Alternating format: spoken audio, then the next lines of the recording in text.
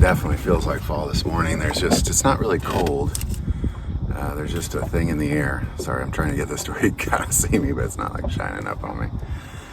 But there's a thing in the air, it smells like fall. But there's a strong wind. It's blowing me towards shore. So I'll see how long I can go on with this. So we're just going to pick it up where we left off yesterday, where Jesus is instituting the Last Supper. And we're going to spend a few days on this, the Last Supper, because there's a critical piece here. So we're just going to pick it up where we left off. Matthew 26, starting verse 26. And as they were eating, Jesus took bread, blessed it, and broke it, and gave it to the disciples, and said, "Take, eat, this is my body." And he took the cup and gave thanks and gave it to them, saying, "Drink from it, all of you. This is my blood of the new covenant, which is shed for many for the remission of sins. But I say to you, I will not drink of this fruit of the vine from now on until that day when I drink it new with you in my Father's kingdom." When they had sung a hymn, they went out to the Mount of Olives. As Christians, we're going to have to make a decision. I think that decision time is now. That you're either going to follow Christians or you're going to follow Jesus. But to many degrees, you can't do both. They're two different things. The things that Satan has done in this world has changed it wildly to two different things.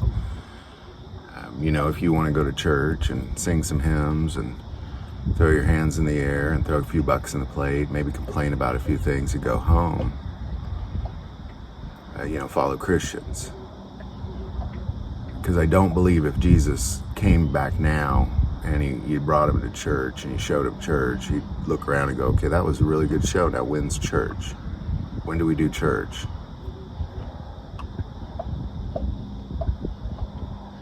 Or you could be the hands and feet of Jesus Christ. You can't do both things. Or you have to find a church that is doing both things, which is, they're out there. I was talking to my friend Joe, who runs the prison ministries, and he is mentioning that, when he was getting mentored in prison, he became a Christian in prison, and when he was getting mentored, sorry, it's a strong breeze, it's blowing me towards the shore, I'm going to have to be careful. As he was being mentored as a Christian in prison, that went on for years, and when he was finally getting out, the guy warned him. He said, when you get out, it's not going to be like this.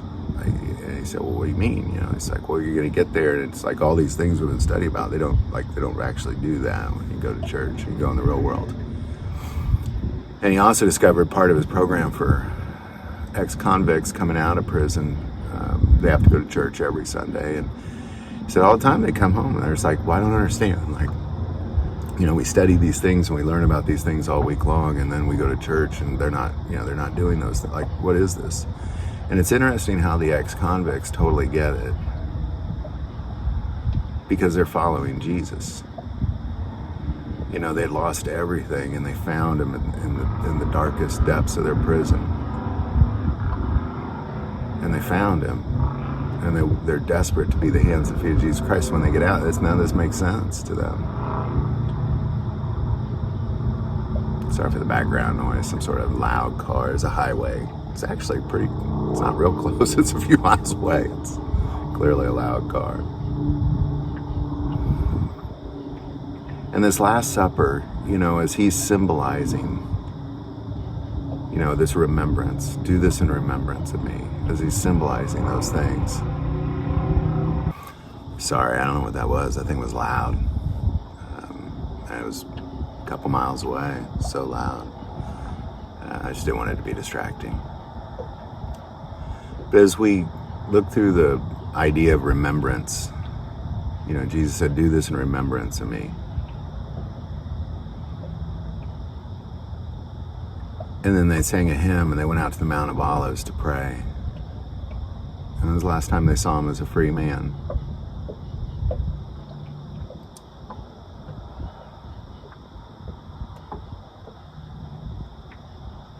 And right after they do this symbolic thing, you essentially had two different groups of people dealing with this situation. You had the apostles following him faithfully. Then you had the religious figures, the church of the day, and Judas trying to murder him. And in that moment, Judas couldn't follow both people. He could not continue to follow the chief priests and them and follow Jesus. He couldn't do both. And he made his decision. And we have to make our decision. I'm not saying, don't participate in church. That's not what I'm saying. But what I am saying is, if you're not being the hands and feet of Jesus Christ, you're just going through the show. You're following religion, Christian religion.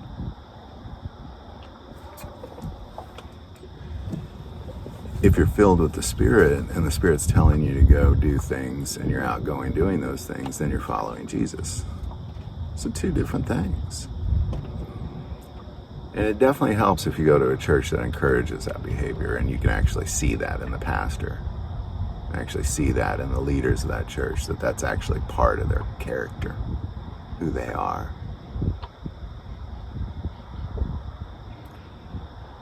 Because at some point, everybody has to make that decision. I believe when we see Jesus face to face,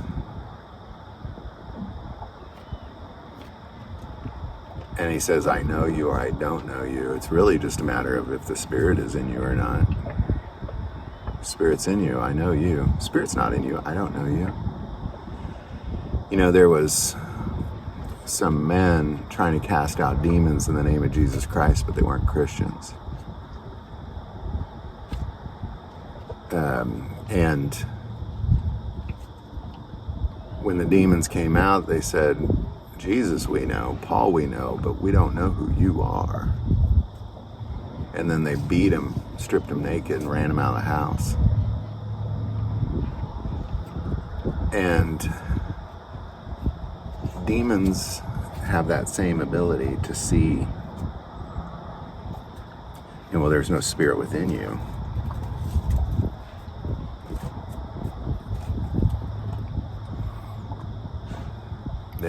We don't know you. We don't know you. So what's probably going to happen when most Christians out there try to cast out demons? Well, Jesus we know, but we don't know who you are. And Jesus will see the same thing. Well, he'll see so much more, so much more.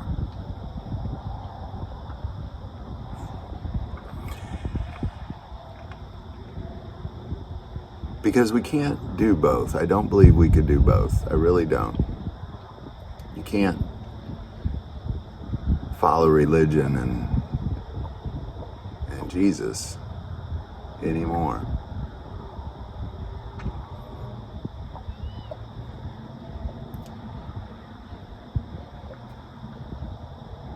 Because if you're going to a church that's being the hands and feet of Jesus, then you are the church. They recognize that you're the church.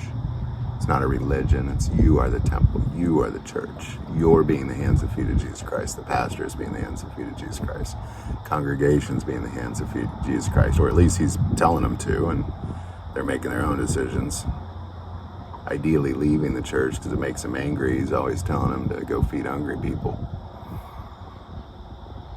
That you can follow. But that's not religion. That's just being the hands and feet of Jesus Christ.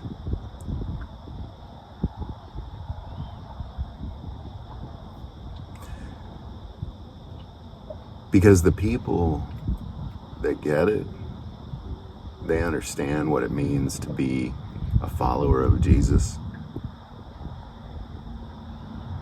This doesn't make sense to them, this religion. There's nothing in the Bible about it. Nothing scriptural about this show we're doing. It said gather, but when the disciples of Acts gathered, what they did was they gathered, prayed for the Spirit, and then they went out. They came back and gathered and reported, here's what we did while we were gone. And they all discovered their talents and their gifts, went out and used them to advance the kingdom of heaven. That's what they did. It's very different than just gathering and singing a couple songs and hearing a little snippet. Just grab a little verse out of somewhere and talk about it for 45 minutes and tell you to go home. Or stick around for potluck. Show up for Wednesday night Bible study. If the ministry never leaves the four walls of your church, you don't have a ministry. And I think that bears repeating.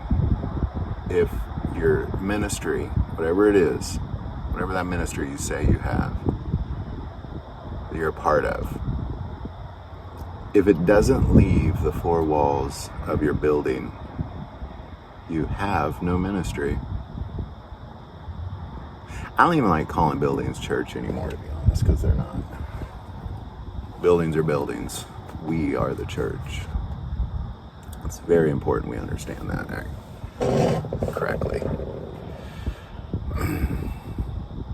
It's a beautiful sunrise out there, goodness gracious. I don't know if you guys can see that behind me, just gorgeous. Just gorgeous.